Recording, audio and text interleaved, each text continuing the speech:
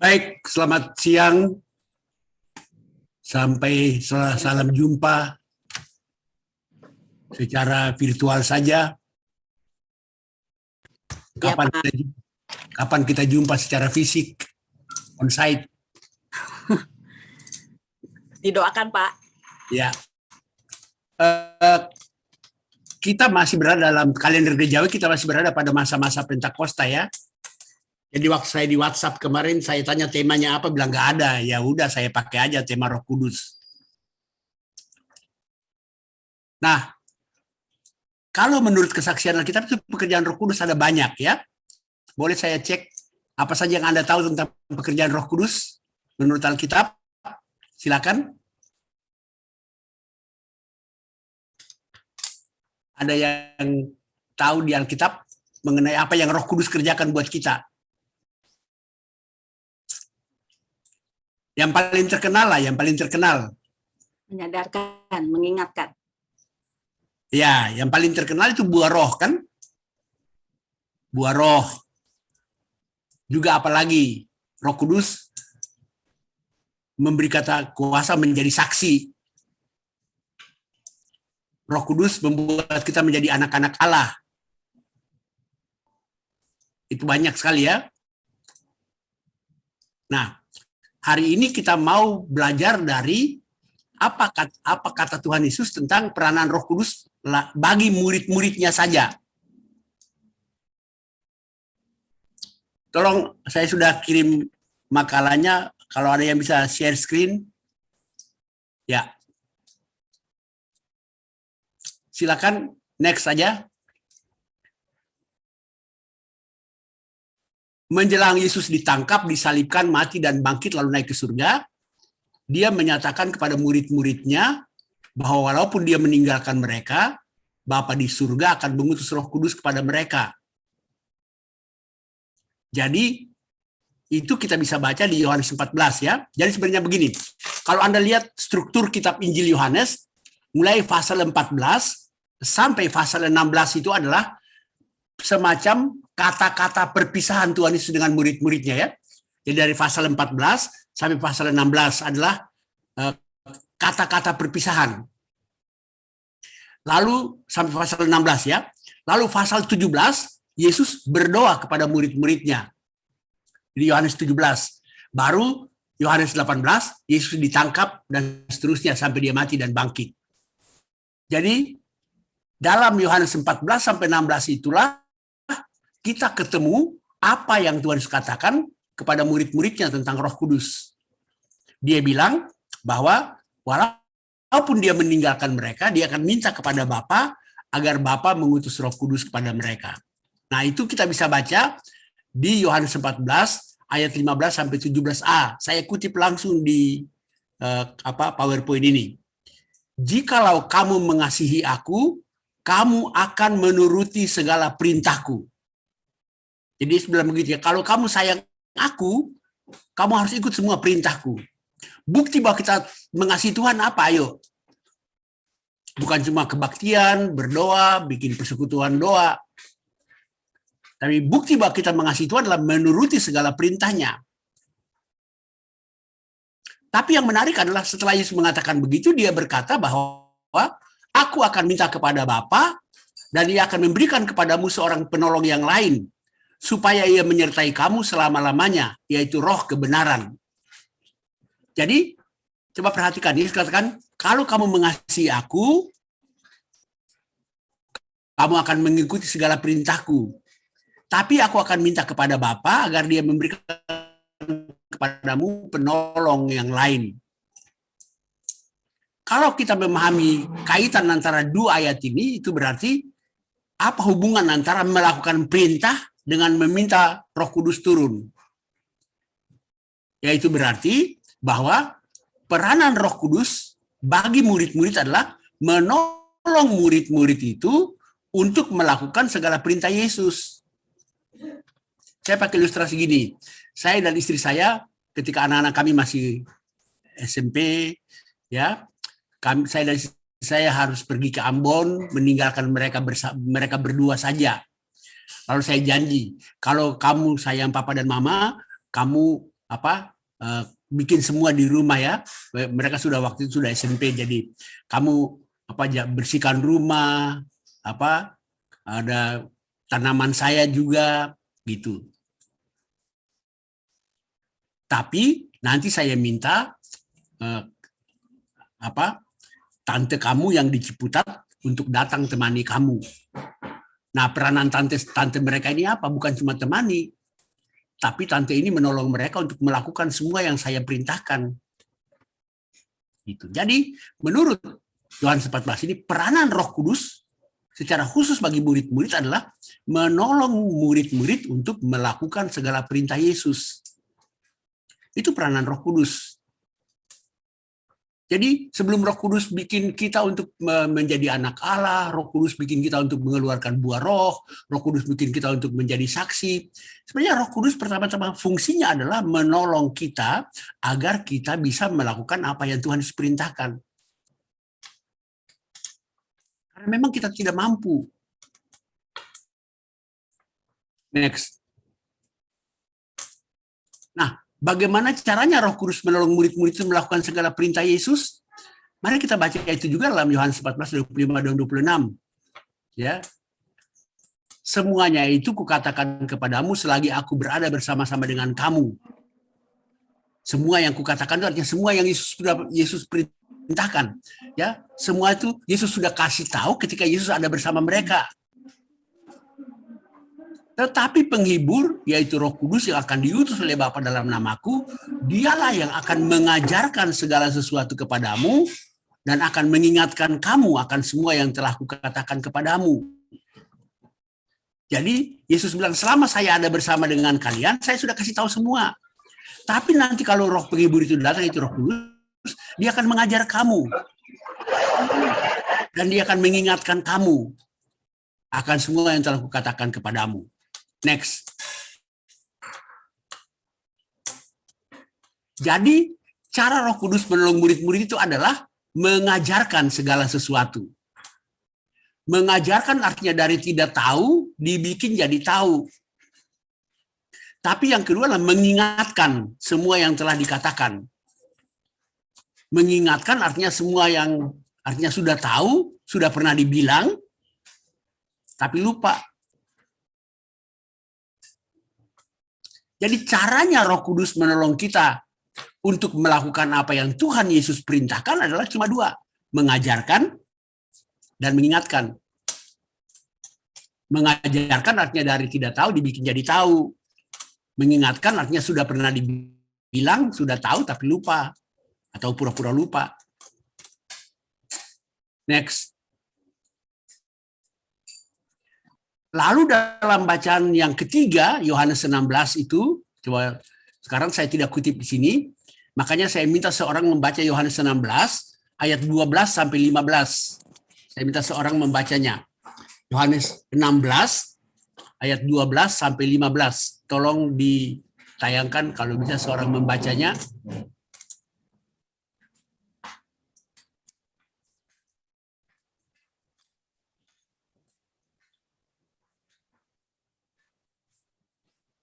Silakan. Ada yang bisa baca?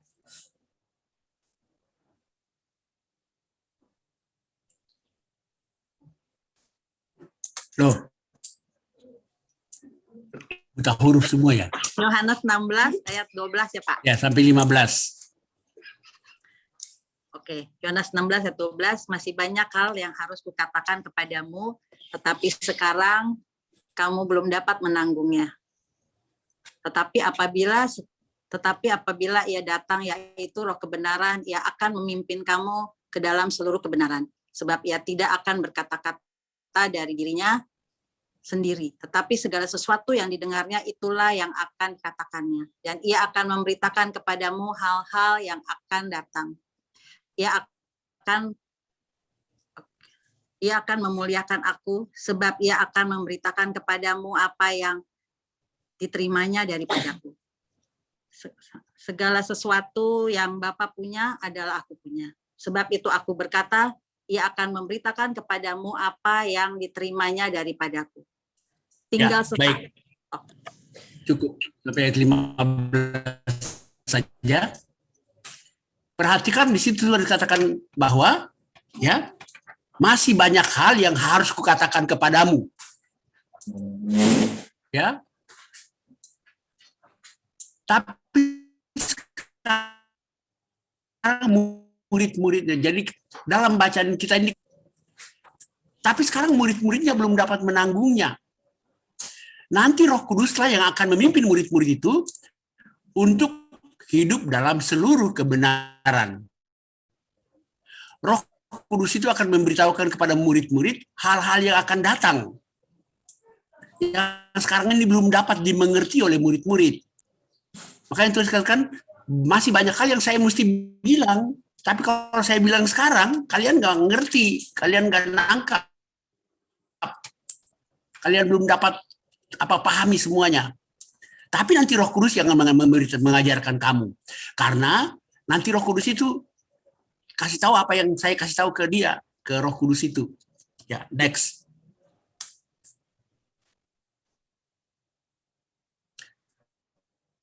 Dengan memahami uraian-uraian di atas, kita merenungkan firman Tuhan di bawah tema kita, Roh Kudus memimpin kepada seluruh kebenaran. Jadi, rupanya kebenaran-kebenaran yang Yesus katakan pada waktu itu, belum semua. Masih ada kebenaran-kebenaran yang belum diungkap kepada murid-murid. Seluruh kebenaran di sini mencakup kebenaran-kebenaran yang sudah dikatakan kepada dalam firman Allah, maupun kebenaran-kebenaran yang belum dinyatakan kepada kita. Next.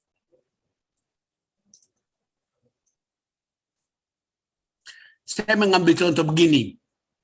Ketika kita mau membalas orang yang menyakiti kita dengan cara menyakitinya kembali, ya ketika orang tampar kita mau tampar lagi, ya Roh Kudus mengingatkan kita, hey, Yesus pernah bilang begini, kasihilah musuhmu, jangan membalas kejahatan dengan kejahatan. Kalau orang tampar pipimu yang kiri, kasih juga pipi yang kanan, dan seterusnya.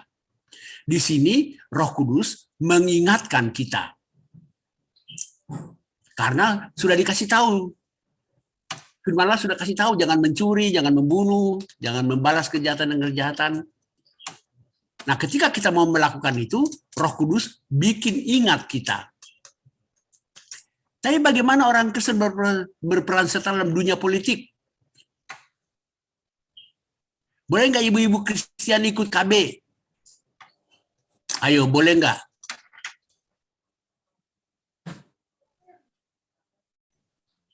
Boleh nggak orang Kristen nabung uang di bank?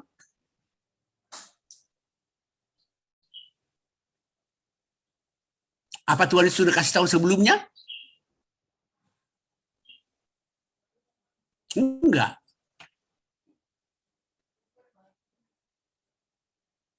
Next.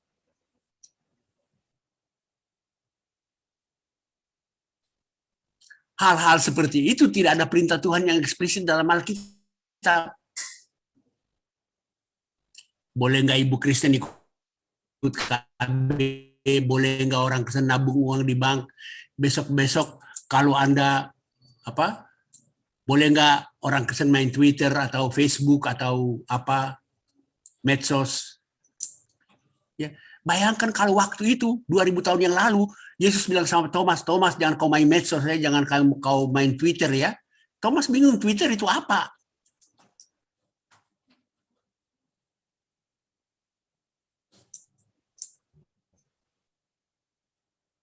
Itu yang Tuhan bilang. Kalau saya bilang sekarang, kamu nggak nangkap. Zaman berkembang, membawa banyak masalah-masalah baru. Perkembangan zaman itu membawa banyak perubahan-perubahan besar. Teknologi yang luar biasa sekarang membawa banyak perubahan dahsyat. Dan tidak ada petunjuk eksplisit di Alkitab. Belum lagi dalam kehidupan sehari-hari. Besok-besok kalau pemilihan presiden Anda pilih siapa? Dan seterusnya. Nah, disitulah peranan Roh Kudus. Roh Kudus akan menolong kita untuk mengambil keputusan yang sesuai dengan kehendak Tuhan. Itulah fungsi Roh Kudus, mengajarkan. Jadi sekali lagi ada dua kata kunci ya, mengingatkan dan mengajarkan. Menghadapi perubahan-perubahan zaman yang dahsyat sekarang, Roh Kudus akan mengajarkan kita. Next. Jadi, Roh Kudus menolong kita untuk selalu hidup dalam kebenaran. Dan kebenaran itu adalah kebenaran yang utuh.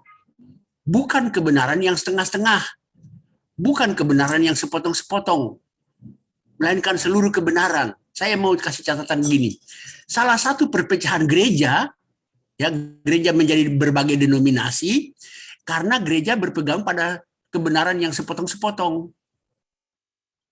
Aliran ini berpegang pada ini, aliran ini berpegang pada ini. Itulah tidak berpegang pada seluruh kebenaran. Yang menekankan pada baptisan roh, yang menekankan pada logika, yang menekankan pada tradisi. Itu hanya satu contoh. Apa yang dimaksud dengan seluruh kebenaran? Seluruh kebenaran adalah kebenaran yang mencakup A, pertama, seluruh kebenaran di segala waktu. Hari ini Anda harus hidup dalam kebenaran, besok pun Anda harus hidup dalam kebenaran, sampai kapanpun. Di sini ada dimensi waktu. Kebenaran di segala waktu.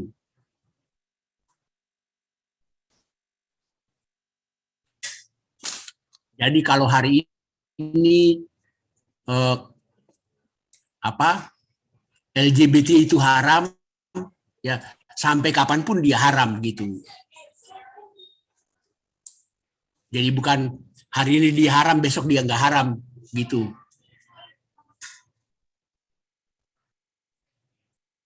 Itu kebenaran yang menyeluruh, kebenaran yang seluruh kebenaran. Next. Ya. B, seluruh kebenaran berarti seluruh kebenaran di segala tempat, ada dimensi tempat. Di rumah Anda benar, di tempat kerja Anda benar, di jalan raya Anda benar, gitu. Ada orang jadi kantor, di kantor jadi karyawan yang benar, tapi di rumah jadi suami yang selingkuh. Atau sebaliknya. Atau ada orang yang di rumah suami yang baik, di kantor juga karyawan yang baik, tapi di jalan lampu merah terobos.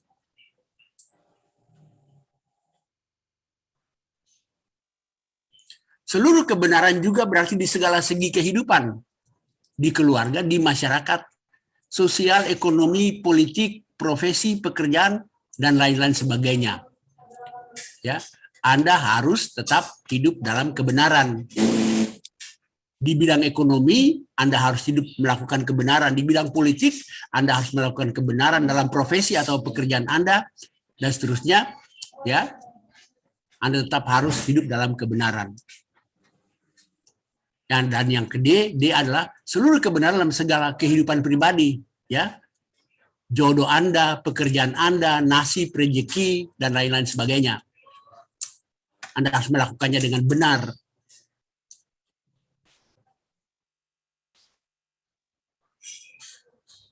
Next. Nah, tapi sebenarnya seluruh kebenaran artinya juga kebenaran yang lengkap. Ya, kebenaran yang lengkap. Kebenaran yang lengkap itu mencakup 3 dimensi. Yang pertama ada kebenaran indrawiah, ya, kebenaran indrawiah. Yaitu kebenaran atau apa yang kita terima melalui panca indera kita. Kita lihat, kita dengar, kita pegang, kita rasa, dan lain-lain sebagainya. Itu namanya kebenaran indrawiah. Anda baca di WhatsApp, itu kebenaran, langsung Anda pegang, itu kebenaran indrawiah.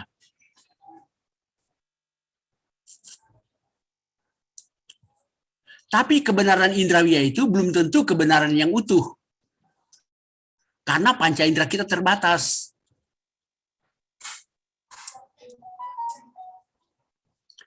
Next. Karena itu kita butuh dimensi kedua dari kebenaran itu, yaitu kebenaran ilmiah.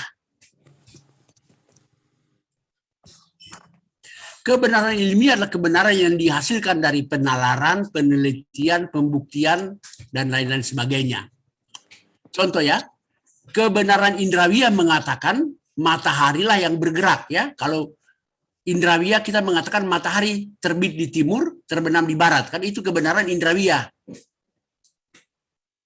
Tapi kebenaran ilmiah mengatakan bahwa bumilah yang bergerak, bukan matahari. Gitu. Itu hanya contoh beda antara kebenaran indrawiya dan kebenaran ilahiyah. Kebenaran ilmiah. Ada yang kita lihat, dengar, kita pikir itu benar, padahal belum tentu benar.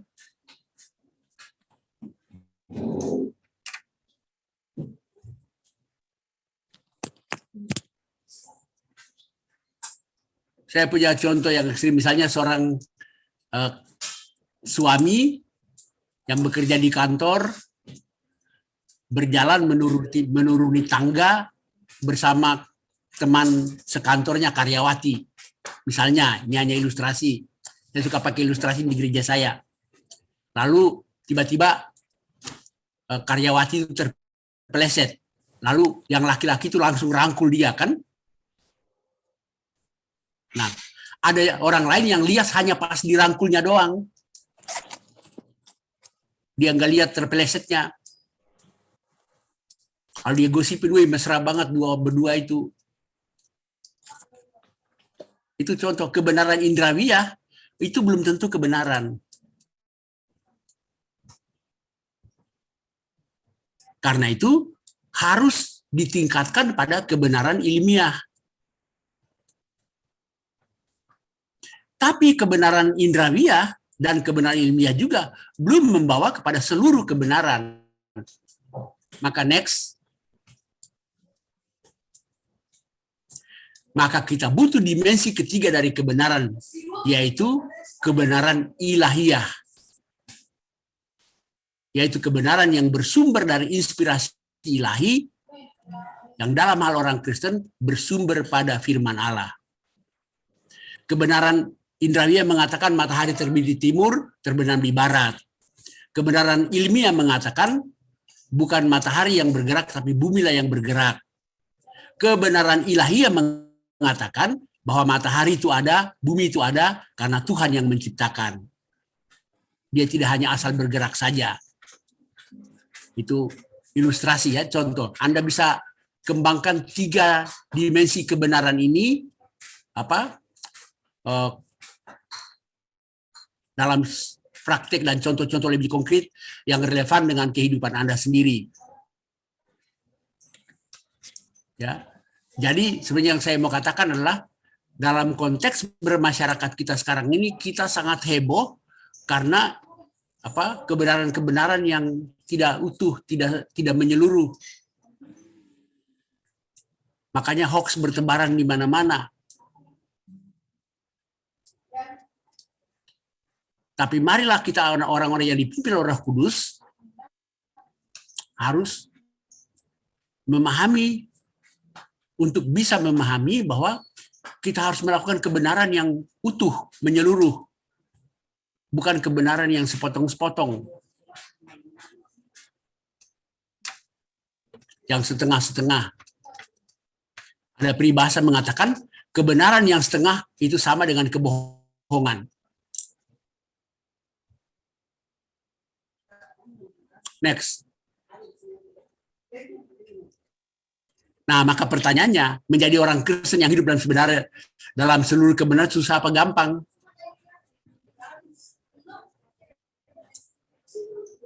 Susah-susah gampang atau gampang-gampang susah?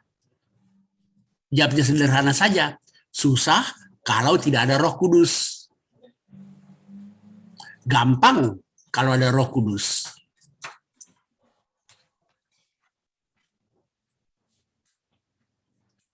Ya, next.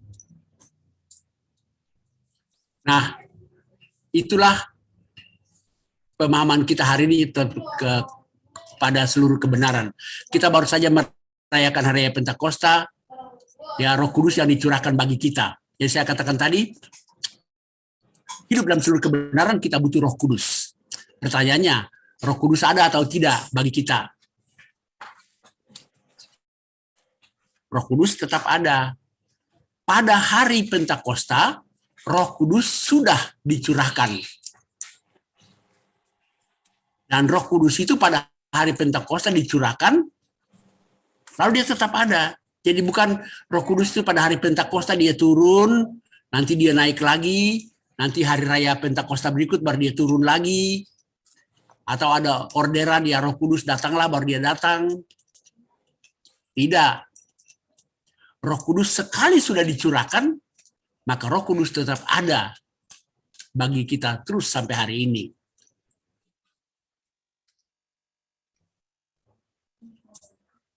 Tinggal soalnya bagi kita adalah apakah kita mau membuka hati kita untuk dimasuki dan didiami oleh Roh Kudus.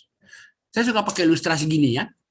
Kita bernafas karena di sekitar kita ada oksigen kan, ada udara kan. Nah kalau tiba-tiba seorang saudara pingsan, kita nggak bisa bilang dia pingsan karena nggak ada udara di situ.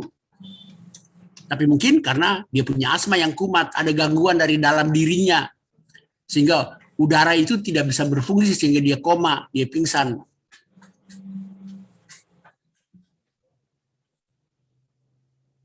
Begitu ilustrasinya. Roh Kudus ada, tapi mengapa kita tidak mengalami kuasa Roh Kudus dalam hidup kita?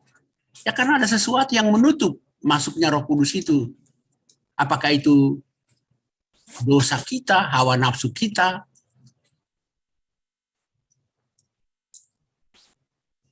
dan sebagainya. Karena itu, tinggal soalnya bagi kita.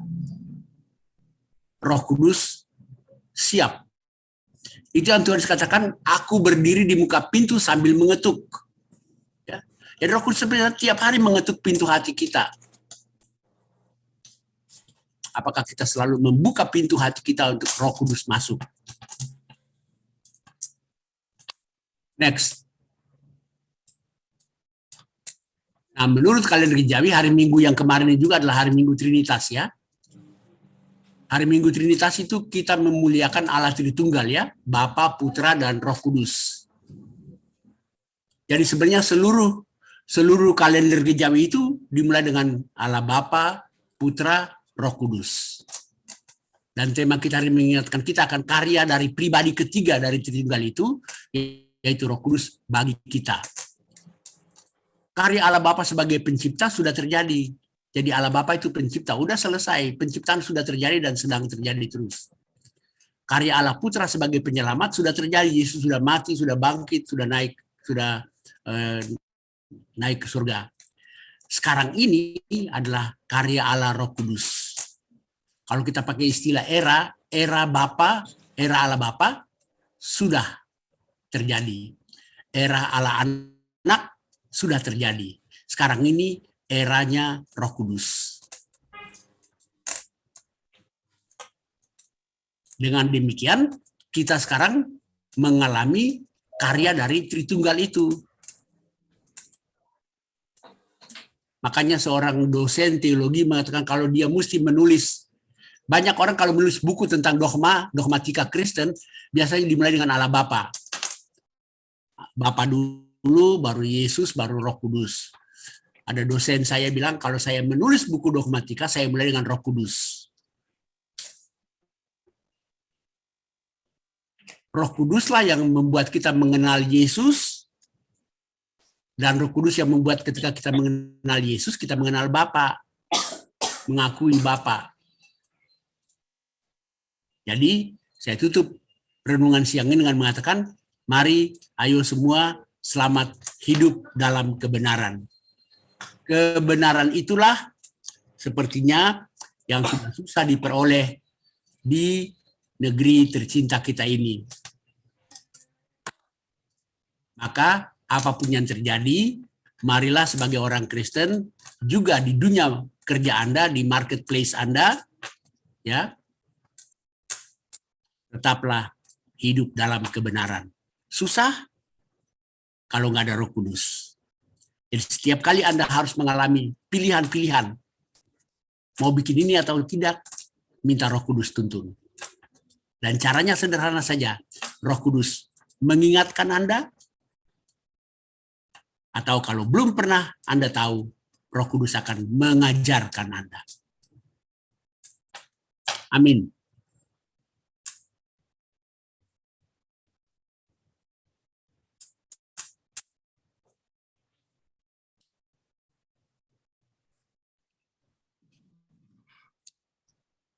Terima kasih para Prab untuk khotbahnya.